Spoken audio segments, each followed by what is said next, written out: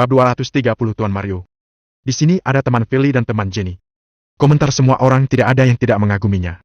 Villa ini terlihat sangat mahal, dekorasinya juga sangat mewah. Alan juga sangat terkejut hingga mengerutkan alisnya. Dekorasi rumahnya bahkan tidak bisa dibandingkan dengan kualitas dekorasi di sini. Mungkin dia pergi ke suatu tempat. Hanya seperti ini saja, lagi pula ini bukan milik rumahnya. Alan mendengus. Kak Alan, jangan-jangan Jenny bertemu dengan Tino yang kemarin malam? Marvin menganggukkan kepalanya dulu. Setelah itu dia teringat sesuatu. Villa ini bukanlah villa yang bisa dimiliki orang biasa. Dari sepengetahuan mereka, Jenny mungkin tidak punya teman sekaya ini, kan? Di kelas mereka, hanya Tuan Mario yang punya kemampuan ini, tapi Mario tidak begitu dekat dengan Jenny. Alan langsung tertegun dan berkata, "Kamu tanya dia ada di mana? Lalu tanyakan dia bersama siapa di sana." Alan tidak tahu apakah dirinya benar-benar menyukai Jenny, dia hanya tidak puas. Dia selalu merasa dirinya terlalu rugi kalau tidak berhasil mendapatkan Jenny setelah bertahun-tahun. Marvin langsung mengiyakannya. Dia mulai berbicara dengan Jenny. "Kak Alan, Jenny bilang dia pergi dengan kakaknya dan Valentino. Ini adalah rumah teman Valentino," jawab Marvin sambil menaikkan kepalanya. Alan semakin terkejut. "Kakaknya Jenny? Valentino? Apa Valentino punya teman sekaya ini?" Dia susah untuk percaya kalau Valentino punya teman sekaya ini.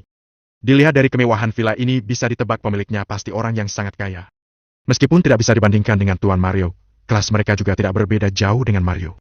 "Kak Alan, apa yang bisa dilakukannya kalau punya teman kaya? Teman kaya tidak berarti dia kaya. Siapa yang tidak punya teman kaya?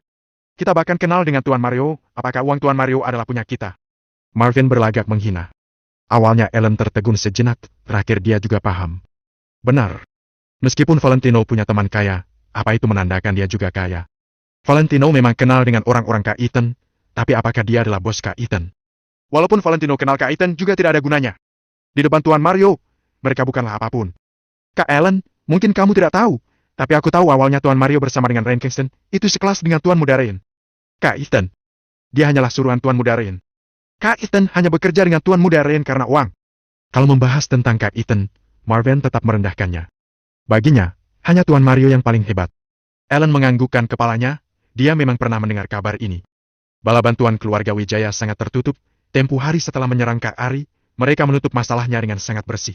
Namun, mereka tetap saja menyebarkan sedikit kabar dengan tujuan mengejutkan Kota Neo. Mereka beritahu kepada beberapa penguasa Kota Neo bahwa keluarga Wijaya bukan tidak berani datang, tetapi tidak ingin.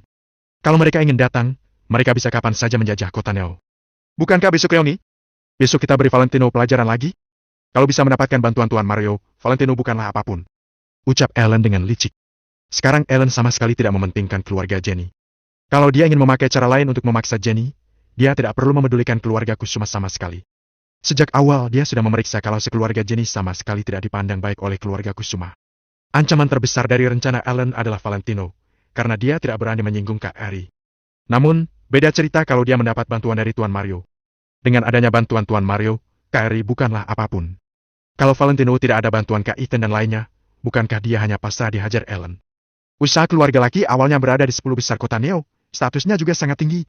Justru karena sebelumnya masih ada grup Kingston, jadi Tuan Mario dikalahkan oleh Tuan Muda Rain. Sekarang Tuan Muda Rain sudah pergi, jadi Tuan Mario langsung menjadi peringkat atas dari generasi kedua di Kota Neo. Marvin menceritakan Tuan Mario dengan penuh kekaguman. Alan sangat mendukung kata-kata ini, dia sering bersama Tuan Mario, jadi dia tahu kehebatan keluarga laki. Kalau keluarga laki beraksi, keluarga Kusuma mungkin tidak bisa melawannya.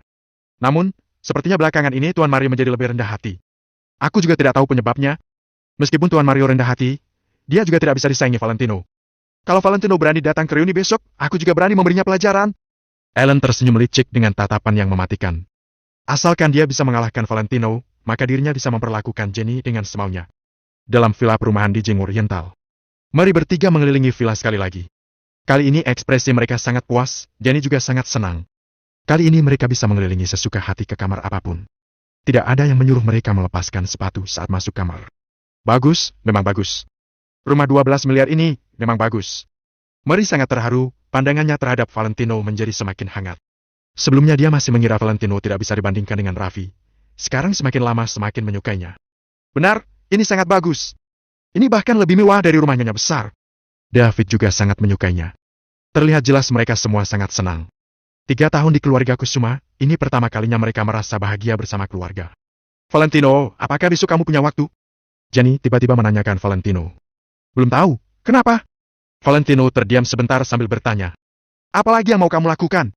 Valentino setiap hari punya kesibukan sendiri, ucap Mary dengan tidak sabar. Meskipun dia juga tidak tahu apa yang disibukkan Valentino, tapi dengan kemampuannya sanggup membeli villa 12 miliar ini, dia sudah tahu kalau pekerjaan Valentino tidak biasa. Ibu, aku tanya dulu Valentino punya waktu atau tidak. Aku akan lanjut mengatakannya kalau dia ada waktu. Jenny melirik Mary dengan tidak senang. Jenny, Valentino milikku. Kenapa sekarang malah kamu rebut? Angel mengatakan dengan nada bercanda. Ini? Jenny seketika menjadi sangat malu sambil menundukkan kepalanya. Bab 231 Januari kan mempersulit aku. Valentino menggelengkan kepala sambil bertanya. Ada apa? Besok ada reuni, kami sudah 2 tahun tidak bertemu, aku juga tidak bisa menolaknya. Jenny menjelaskan dengan suara yang rendah. Saat reuni ada minum bir, kan? Mary langsung bertanya. Mungkin, ada. Jenny menganggukkan kepalanya. Valentino, kalau kamu tidak sibuk, temanilah Jenny pergi. Aku tidak tenang dia pergi sendirian. Mary melihat ke arah Valentino. Benar, Valentino, aku juga lebih tenang kalau ada kamu yang menemaninya. Angel juga menganggukkan kepalanya. Valentino terdiam sejenak, lalu menganggukkan kepalanya. Baiklah, besok jam berapa? Aku akan mengatur waktuku. Jenny langsung menjawab dengan senang. Mungkin jam 6 sore, nanti aku akan memberitahumu lebih awal. Valentino menganggukkan kepala, sebagai tanda setuju. Maple Rain Real Estate ada Hendrik yang mengawas, jadi Valentino tidak perlu terlalu banyak campur tangan. Sebenarnya, yang diutamakan Valentino bukanlah Maple Rain Real Estate, melainkan penyebaran industri di kota Neo. Valentino hanya perlu menyerahkan pekerjaan ini kepada seseorang yang bisa diandalkan. Setelah itu, dia sendiri sudah bisa fokus untuk melakukan hal lain. Orang yang bisa diandalkan adalah Danu. Valentino sudah mengenalnya selama 3 tahun, jadi tentu saja dia tahu dengan kepribadian Danu. Dikarenakan besok mau menemani Jenny menghadiri acara reuni, Valentino memutuskan untuk pergi mencari Danu dan mengatur masalah ini. Setelah itu, semua orang pergi setelah berbincang-bincang. Mary berencana untuk kembali secepatnya dan menceritakan hal akan villa ini di depan bibi-bibi. Valentino tahu kalau Mary suka mencari perhatian. Dia pun tidak melarangnya. Angel tidak meminta Valentino mengantarnya, melainkan pulang dengan taksi. Sementara Valentino menyetir menuju pusat kebugaran Mapledon, dia berencana mencari Danu untuk menjelaskan masalah ini. Di pusat kebugaran Mapledon, tempat ini menjadi semakin terkenal setelah beberapa waktu. Ditambah lagi, Hendrik mengirim orang-orang profesional untuk membantu Danu, sehingga pusat kebugaran ini pun menjadi semakin makmur. Saat Valentino tiba, pusat kebugaran sangat ramai. Di sana ada laki-laki, juga ada perempuan, suasana olahraganya sangat bagus. Melihat alat-alat kebugaran dipakai orang-orang, Valentino juga sangat semangat. Belakangan ini karena terlalu sibuk, dirinya juga sudah lama tidak berolahraga. Semua karyawan di pusat kebugaran terlihat sangat sibuk. Valentino tidak ingin mengganggu mereka, jadi dia sendiri pergi mencari Danu. Lagi pula, dia juga tahu lokasi kantor Danu. Telak! Pada saat ini, tiba-tiba terdengar suara nyaring dari sisi kanan Valentino. Kedengarannya ada orang yang tertampar, tapi suara tamparan tidak mungkin serendah ini. Apa yang kamu lakukan? Entah ilusi atau bukan, Valentino mendengar suara teriakan seorang gadis. Valentino malah merasa suara ini tidaklah asing. Dia langsung menghentikan langkah kakinya, lalu bergerak ke arah suara tersebut. Valentino melihat seorang gadis yang membelakanginya sedang bertatapan dengan laki-laki di depan matanya. Awalnya, gadis itu menghadap ke arah Valentino karena dia sedang berada di mesin lari. Sekarang dia membalikkan badan bertatapan dengan pria tersebut, maka itu dia membelakangi Valentino. Postur tubuhnya sangat bagus dan seimbang, kelihatannya seperti orang yang sering olahraga. Gadis itu mengenakan baju olahraga abu-abu, saat ini keringatnya sedikit membasahi bajunya, sehingga lebih menonjolkan kecantikannya. Namun, setelah melihat dengan teliti, Valentino tidak mengenal gadis ini. Sebelumnya dia merasa suara gadis ini familiar, mungkin dia salah dengar. Pria yang berada di depannya bertelanjang dada, tubuhnya dipenuhi dengan otot. Dapat dikatakan lengan pria itu sebesar paha gadis itu. Ototnya terlihat sangat kekar, otot perutnya juga sangat jelas. Postur tubuh ini sulit dicapai kalau tidak bertahan selama 5-6 tahun. Semua orang langsung melihat ke arah sini saat mendengar suara tersebut. Valentino tidak merasakan apapun saat melihat gadis itu, tapi dia tertegun saat melihat pria itu. Astaga! Bukankah ini Hendy? Kak Hendy datang ke pusat kebugaran Mapledon? Dengar kabar, Hendy adalah langganan di pusat kebugaran Federal, dia sudah beberapa tahun di sana. Benar, postur tubuh Kak Hendy bahkan bisa digunakan untuk periklanan. Hal yang paling menakutkan bukanlah ini. Dengar-dengar tidak ada yang bisa mengalahkan kekuatan Kak Hendy selama 3 tahun di pusat kebugaran Federal. Satu pukulan mencapai 200 kg.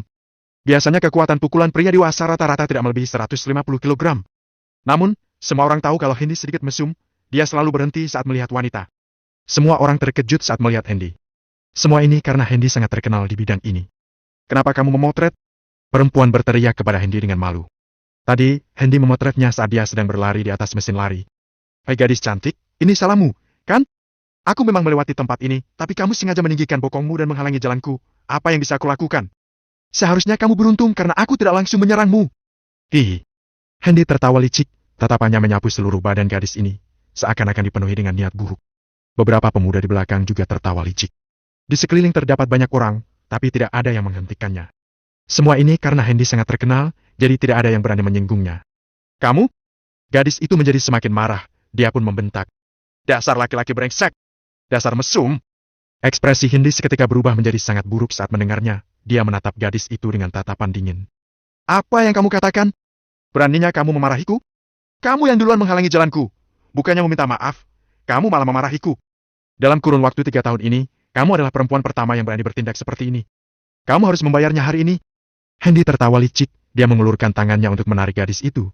Bahkan arah posisi tangannya sangat memalukan. Si gadis berteriak sambil berjalan mundur. Namun, di belakangnya adalah mesin lari. Kemanakah dia harus kabur? Tatapan Valentino acuh tak acuh, dia berencana untuk maju.